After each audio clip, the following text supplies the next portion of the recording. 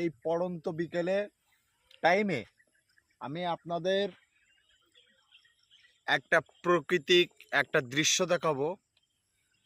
এই দৃশ্যটা হচ্ছে, আমরা মালয়েশিয়ায় কাজ করি, তো এই পাম বাগানের ভিতরে হাজার হাজার লক্ষ লক্ষ গরু আর মোষ এইভাবে তারা খেয়ে বেড়ায়। তাদের কোনো মালিক নাই, তাদের কোনো কিচ্ছু নাই, এইভাবে থাকে। আপনারা জিনিসটা দেখেন তাহলে বুঝতে পারবেন। হাজার হাজার লক্ষ লক্ষ আরো নিচে আছে।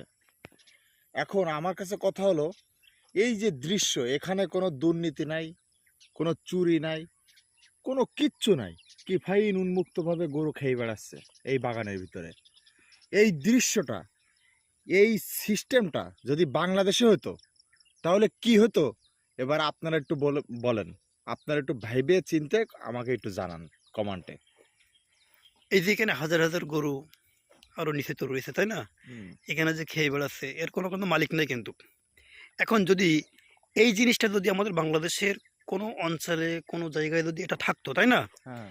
তাহলে বাংলাদেশে বর্তমান এখন যেভাবে দুর্নীতির হার বাড়ছে, তাতে করে তো মনে হয় বিভিন্ন রাজনৈতিক গ্রুপ আছে, বিভিন্ন ক্যারপা আছে, বিভিন্ন বাটপার আছে, এটা তো এগুলো নিয়ে মারামারি করে মরে যেত। মারামারি মানে ভাগাভাগি করে মরে যেত। মানে এ কইতো আমি নেবো, ও কইতো